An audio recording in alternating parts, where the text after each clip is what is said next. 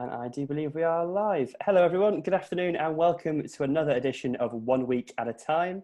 It's our weekly catch up with Deben Travel, the UK's #1 travel agency, who stormed to victory in the 2020 TTG Top 50. This afternoon, I'm delighted to be joined by Managing Director Lee Hunt. Lee, how are you doing there? Afternoon, yeah, very good, thanks, Tom. Fantastic. Where are you today, Lee? I believe you're in your cruise store, aren't you? Cruise ready? In the cruise store today, yeah, cruise ready. It's only about 20 steps away from Deben Travel, and unfortunately, cruise ready have had to shut this week due to some maintenance issues, which is the last thing we need or indeed can afford. But if there's ever been a good time for a cruise store not to be open, it's now probably. So there's not a queue outside. Let's put it that way. I was going to say it seems like a challenge upon challenge upon challenge at the moment. We'll definitely come to the cruise related issue later. But yeah, Lee, I just wanted to say from last episode really with Abra, how was your week after that? Again, a few challenges. Can you sum up sort of the last week in a sentence or two? Is it possible to? I don't know. Yeah, I think certainly the last week. Feel tired, feel shattered from a personal perspective. Don't think I've had a minute off since the end of February now. Many people in the travel industry will be feeling the same. From a bookings perspective, we are literally getting next to no inquiries still for this summer, which has surprised me. I was really expecting the amount of inquiries for this summer to increase. That's just not happened. A handful of bookings for September and October, but still not the volumes you'd expect. Encouraging amount of winter inquiries, converted a couple of ski bookings during the week, which is good. And again, an encouraging amount of new bookings for 2021, but certainly again, nowhere near the levels we would expect. So yeah, overall, I think an encouraging week on week, but still no money really coming into the bank, but it's good now that there certainly does seem to be more interest. The interest is building week on week. Yeah, and hopefully from that interest, then that can translate into bookings. I'm just wondering how the high street was in Woodbridge. Is it more buoyant? Are there more people out on the streets? I've seen a few people walk past the window now.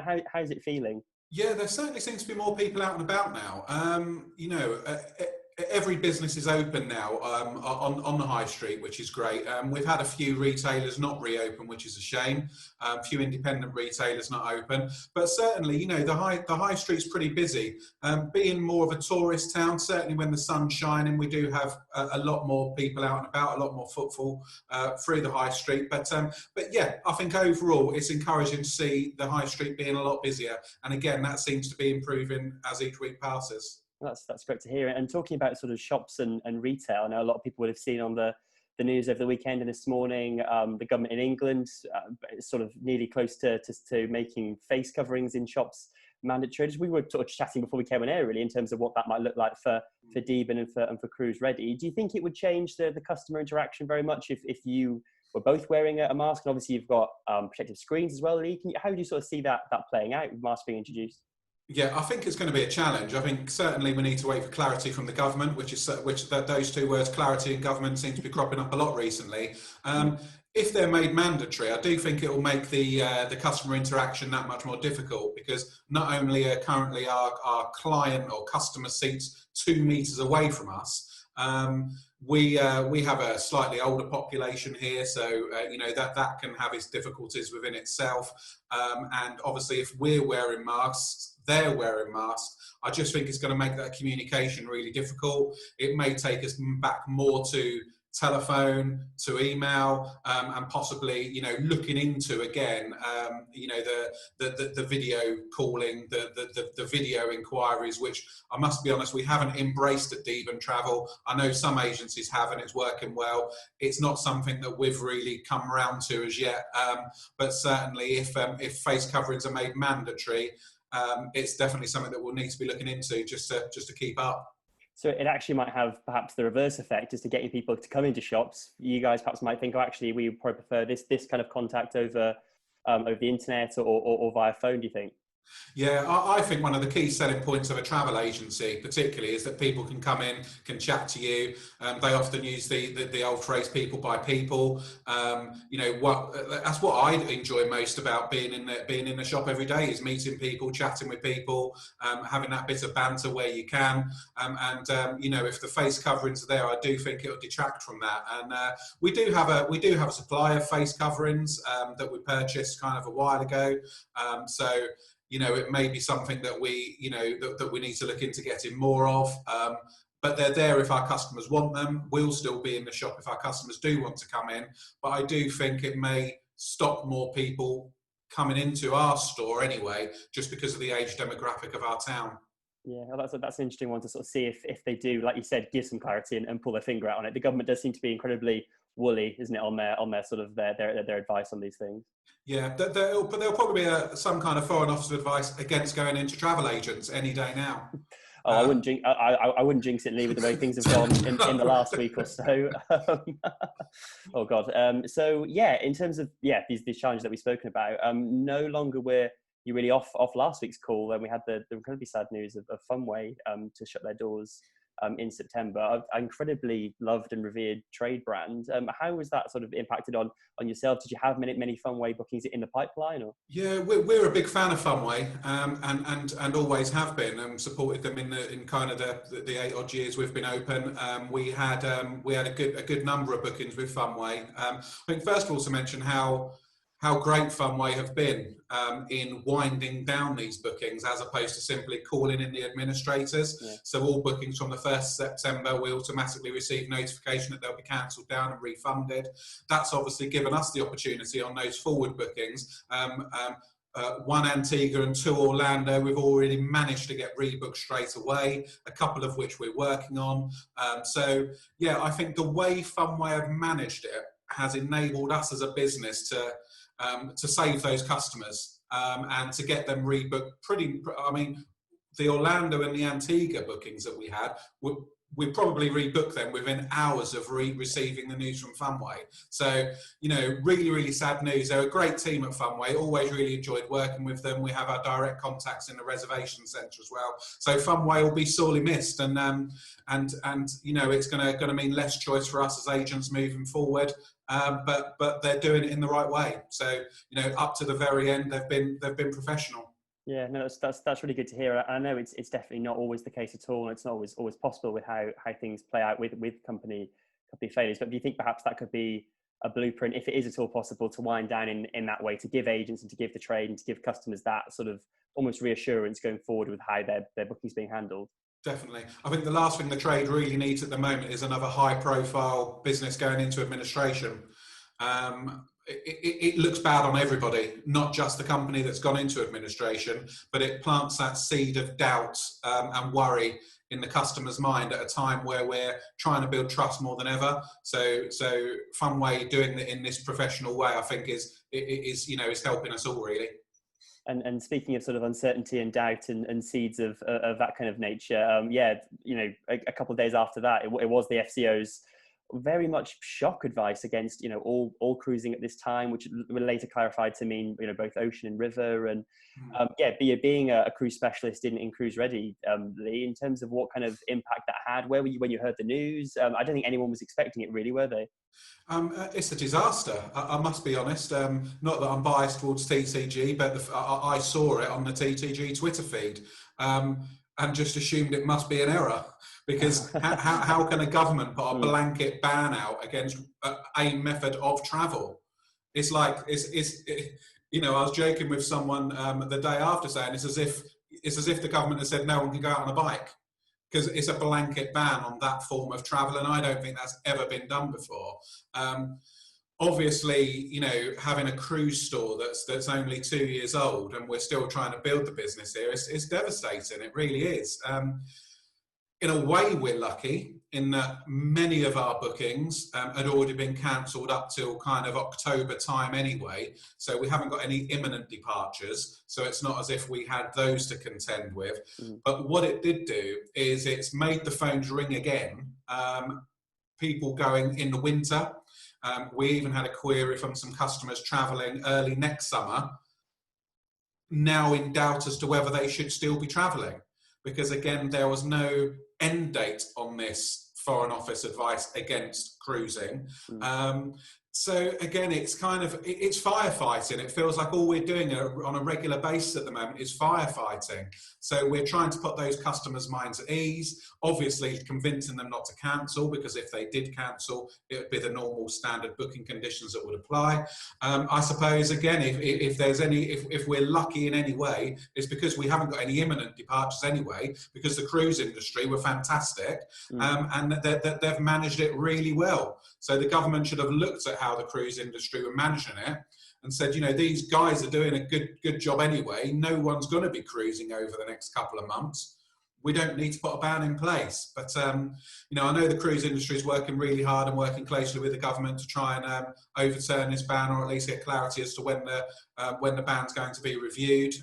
So let's just keep everything crossed, really, for the sake of the cruise industry and our businesses, that's looked at as soon as possible. Yeah, and this is actually, I know that many lines have come together to try and stop it or try and get it overturned. And what are lines saying to you as an agent? Is it a case of sit tight and let us sort of handle it, or we'll give you more clarity soon? Or what kind of messages are you getting? I must be totally honest, for those forward bookings that we've got, we didn't even, dare I say, waste the time of the cruise operator by going through and checking with them, because we knew what the situation would be. We did receive email communications from the majority of cruise operators, making us aware that the programme for the foreseeable future is cancelled anyway. And if you do have any concerns for customers travelling kind of on future dates, at the moment, just be rest assured that we're working on it.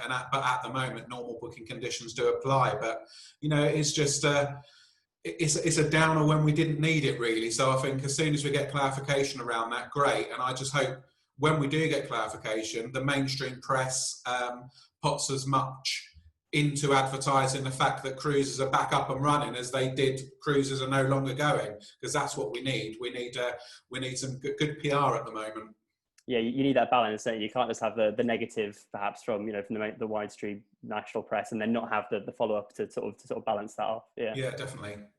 And yeah, in terms of, I think we talked about it before the call, but having these constant twists and turns and stressful events to deal with, and like you said, firefight.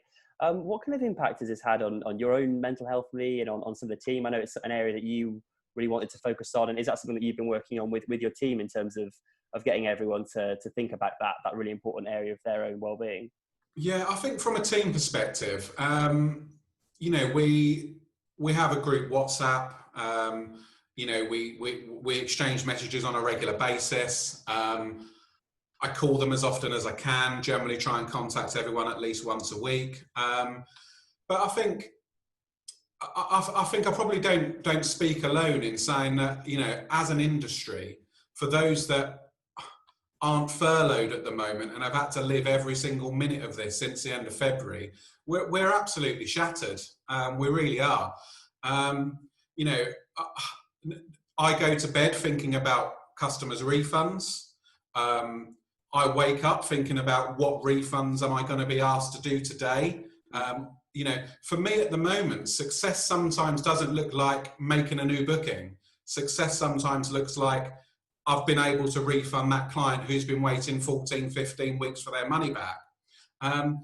We've worked really hard to build our businesses up, and we've been lucky, touch wood, that we've not received any adverse publicity on social media, on Twitter, on Facebook. But I do know there's agents out there that are having a really, really tough time at the moment with clients that have been waiting for their refunds through no fault of the agent, and really going to town on social media and being quite aggressive towards agents.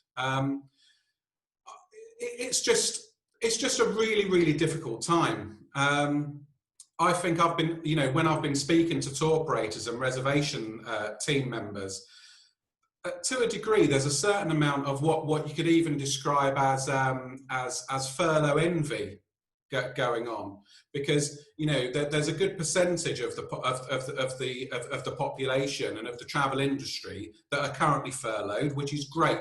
We need to make sure people come back to jobs.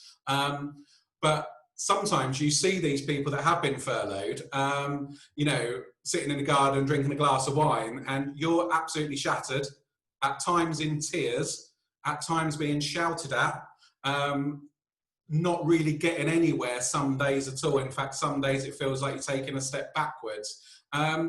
And, you know, just constantly shattered. You know, there are times where I just literally sit in the shop with the door open, sit there with my head in my hands thinking, what am I going to do?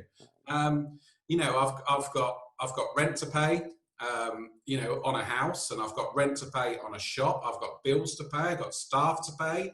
And you know, it's taken its toll. It's stressful. It is really, really stressful. And you know, at the moment, because there's no light at the end of the tunnel, I think that makes it even more difficult.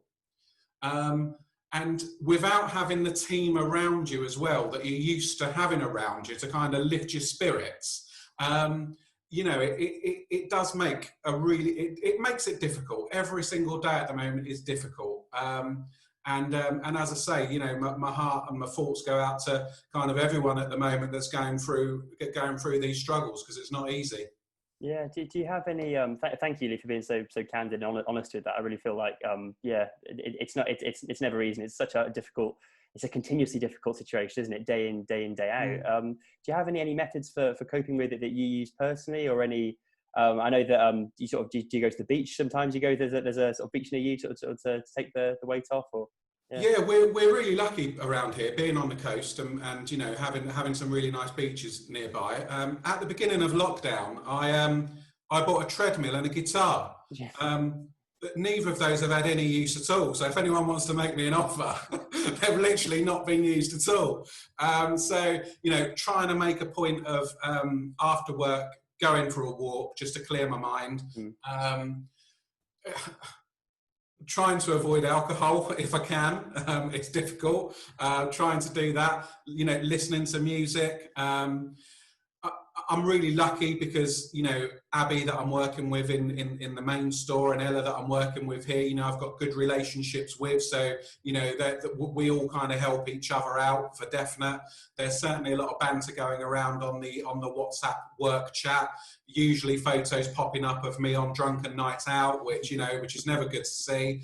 But I think the main thing is, and it's easy for me to say, because I certainly don't do it enough myself, is to try not to take it too personally, because we do take it personally because we care, and we care what our customers think, and we care about our business. But it is out of our control, a lot of this.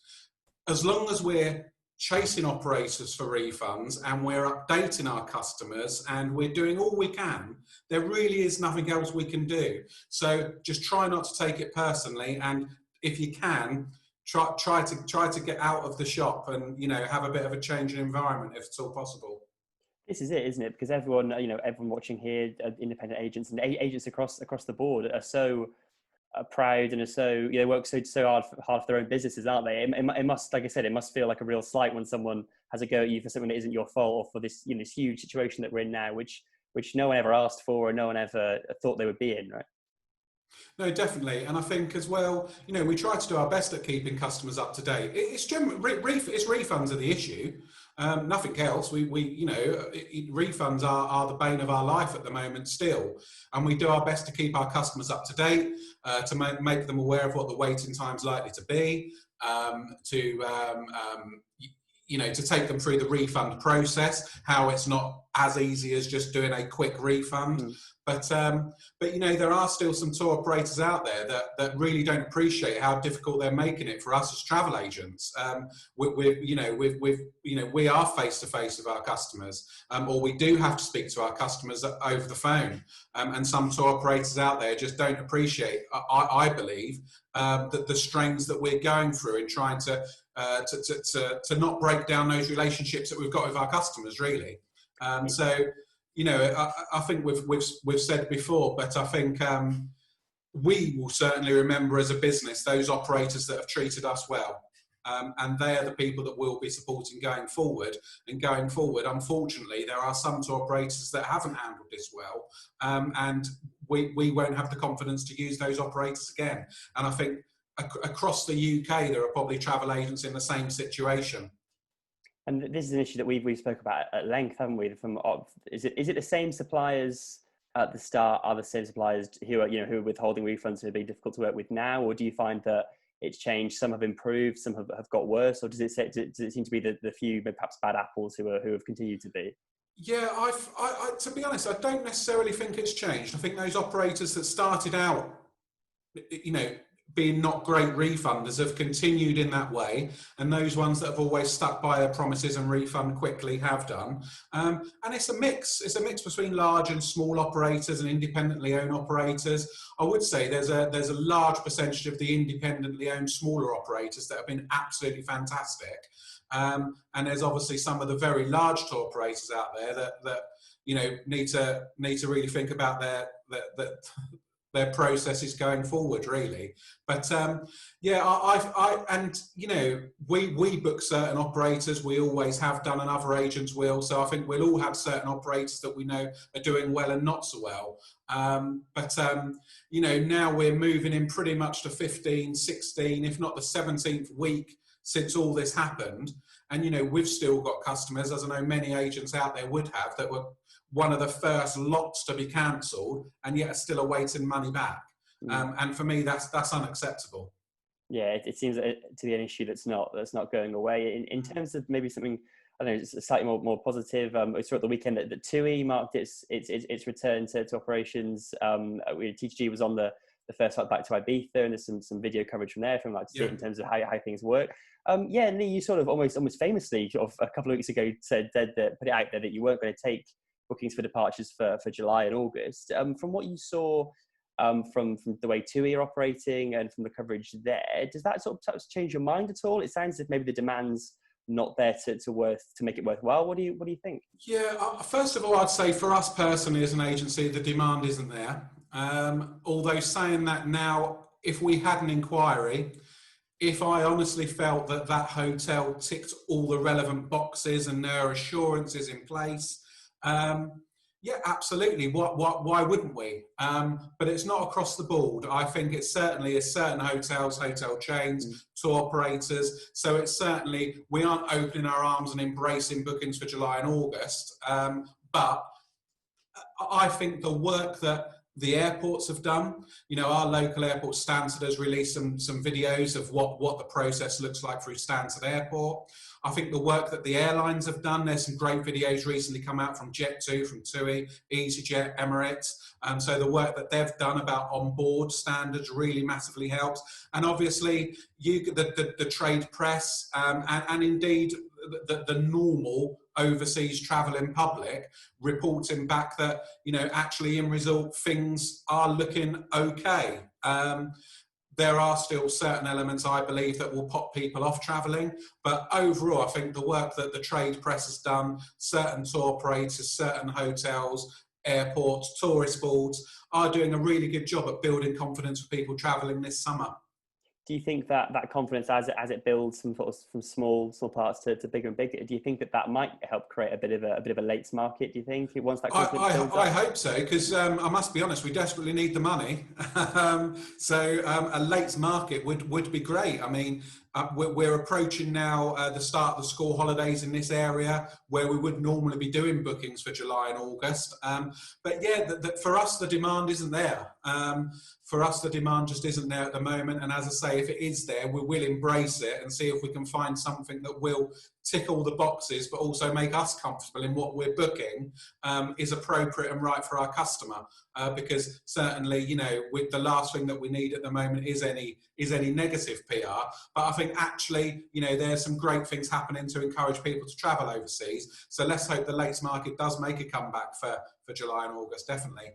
Yeah, let's hope. And another issue I know you've mentioned as well, Lee, is charges from cards and refunds. And I think on last week's episode, you said that you'd be speaking to your provider, Barclays. I just wondered how you'd got on with that, whether you'd heard anything back from your letter. I have heard back. It's slow progress because being part of a consortium, being part of the global travel group, the the terms, if you like, are agreed between the Global Travel Group and Barclays Merchant Services. So they weren't happy to deal with me on a one-on-one basis with regards to my individual situation.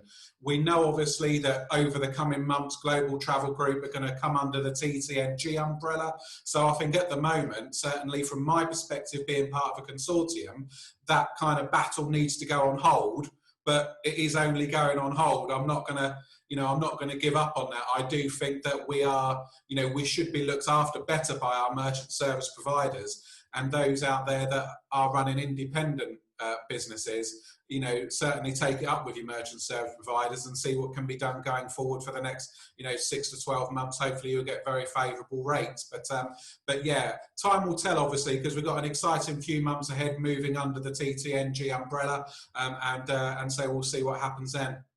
Yeah, has there been any more talk from that in terms of sort of the handover process, as it were, between Global and TTNG? You sound like you're very enthused by the challenge ahead of joining. Yeah, looking forward to being part of TTNG. I think I've always been a very happy Global Travel Group member.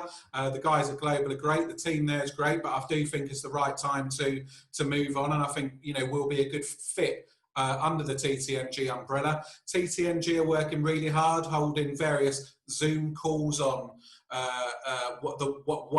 The team joined last week was on the cruise department at TCNG and how that can help us as individual businesses, but they're holding different calls on marketing and so on and so forth. So yeah, there's certainly a lot happening, and there's a Global Travel Group call coming up this week as well, which may well go into more of the detail about the transition itself. But yeah, at the moment, it's kind of business as usual. But I do think over the next few months we'll start to see a few changes, hopefully for the better.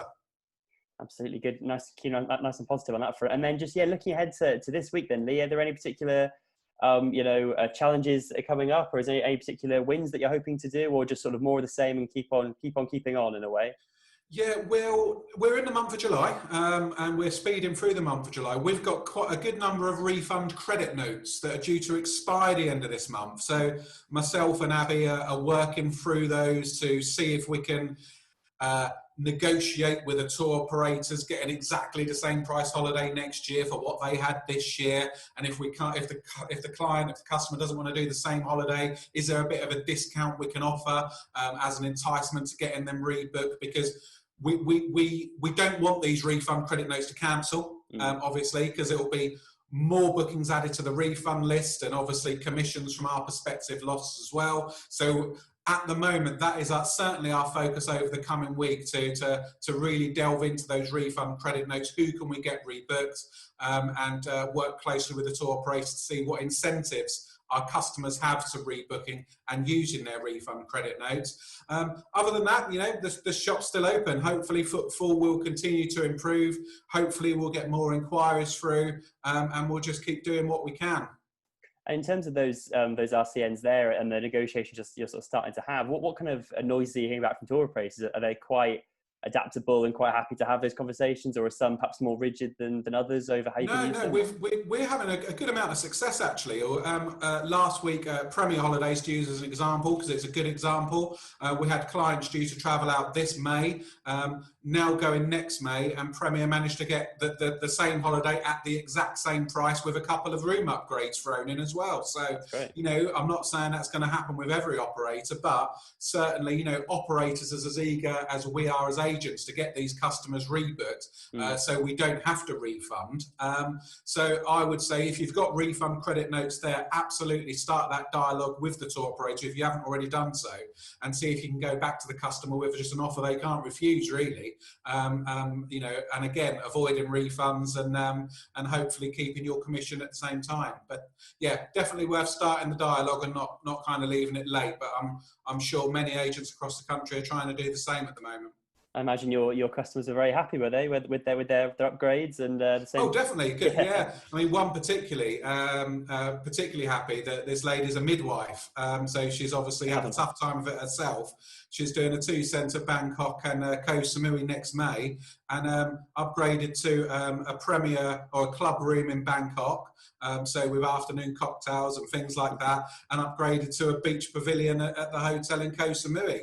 at exactly the same price as what she paid this year. So, you know, she's very happy. And I think if we can go to our customers with offers like that, hopefully they'll be in a position to say, oh, you know what, you've got my money anyway, you might as well keep it, and we've got a lovely holiday to look forward to. In fact, probably a better holiday than what we're going to have. Yeah, and a very, very well-deserved break from the sounds of it. We'll leave a nice way to finish, and it's always a pleasure to catch up. And thank you again for your honesty and your unafraid to sort of take on the issues as always. Thank you very much to everyone who took the time to watch this afternoon. I hope you found it interesting and valuable. And same place, same time next week, Lee, shall we? Same time next week. Hopefully the maintenance work in the cruise shop would have been done next week. If not, I'll be sitting here in overalls, so we'll have to wait and see. We do a special DIY SOS edition, shall we? We'll see who listens to that. But thank you very much for everyone for tuning in. All the best. Thanks very much.